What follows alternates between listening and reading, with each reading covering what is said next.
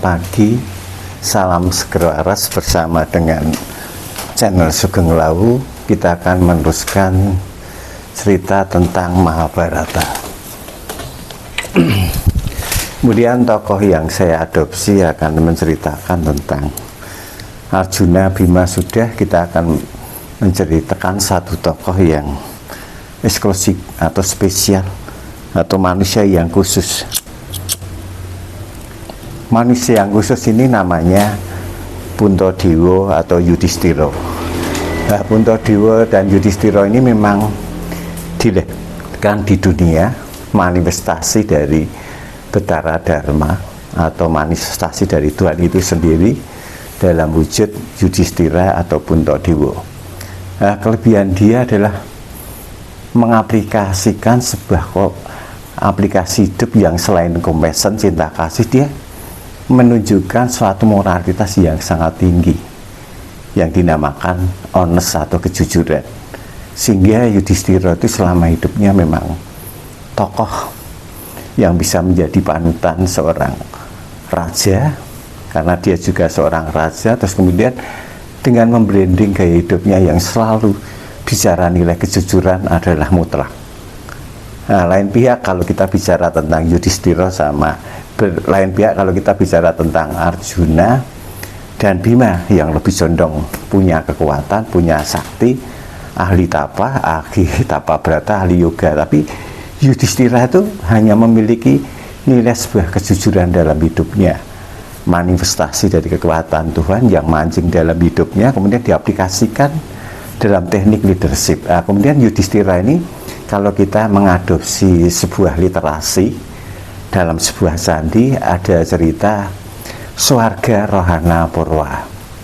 Dalam pemahaman literasi artefak yang di Candi Suguh tentang Swarga Rohana Purwa, kita akan membedah teologinya, ilmu ketuhanan Swarga Rohana Purwa dibanding Dewa Rujinya Bima, terus Arjuna wiwahannya Arjuna, dan kembali ke Yudhistira. Dalam cerita Swarga Rohana Purwa ini, setelah ending dari Mahabharata itu sudah selesai, usai, kemudian Tuhan lewat Betara Indra memberikan suatu dispensasi. Ternyata yang dapat dispensasi masuk surga itu dari 5 pendawa hanya satu, yaitu Yudhistira, karena selama hidupnya memang tidak pernah berbohong atau honest tadi. Kemudian dia dijemput pakai kereta Betara Indra dari Kayangan turun ke Ngacopodo, kemudian dia jemput.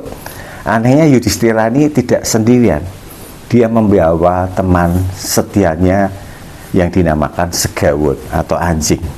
Nah, kemudian sama Betara Indra naik ke surga, kemudian dia akan masuk ke pintu surga neraka. Ternyata dalam pintu surga neraka itu Yudhistira dihadang seorang dewa yang namanya malaikat penjaga surga dan neraka, namanya Yomodipati. Nah, kemudian terjadi perdebatan. Yomodipati melarang karena dia membawa seekor anjingnya.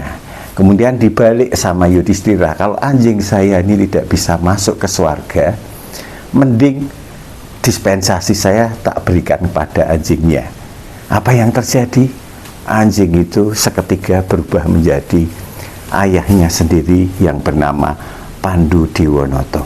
Disinilah Yomodipati terkejut. Ternyata inilah baktinya anak terhadap orang tua. Akhirnya Yomodipati membuka lebar-lebar pintu surga untuk mengangkat jiwa ayahnya sendiri yang namanya Pandu Dewonoto.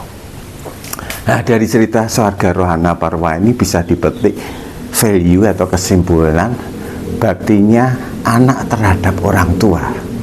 Apapun bentuknya kepada regenerasi kita, ya, kita itu dilahirkan tuh melibatkan orang tua. Atau orang Jawa bicara tentang Gusti Allah Katon, Tuhan yang kelihatan, yang memelihara Anda, mendidik Anda, menjadikan Anda menjadi orang hidup. Itu artinya punya misi-misi yang teraplikasi. Itu peran orang tua sangat tinggi.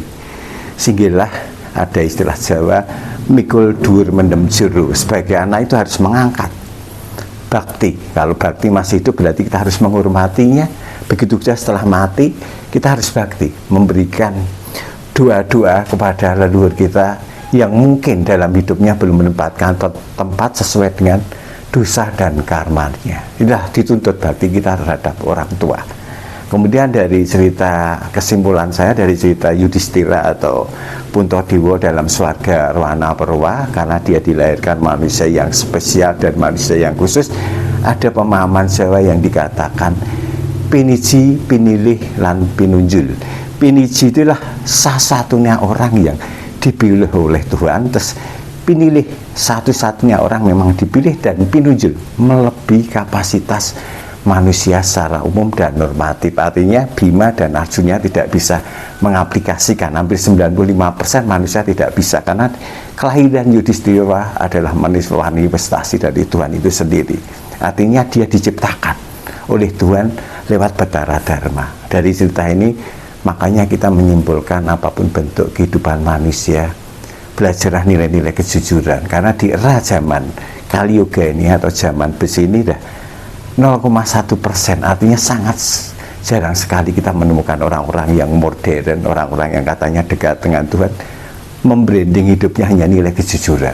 Nomor satu adalah jujur, itu aku udah langka. Kita hanya bisa menemukan orang-orang yang animis, dinamis, atau suku-suku Baduy, Naga, Samin, Kaharingan, Sasa, Asmat, itu aja. Tapi kita juga bisa belajar, karena orang modern harus comeback, belajarlah kepada orang-orang masa lampau yang menjunjung tinggi tentang kejujuran lewat dimensi kehidupan yang real dalam bentuk moralitas. Kita bangkitkan, kita ajarkan dari generasi kita. Mungkin cukup sekian dulu, kita lanjutkan nanti, karena cerita Bhagavad Gita dalam konteks Mahabharata sangat panjang. Nanti kita lanjutkan lagi. Untuk sementara kita ngatur, terima kasih, matur suwun.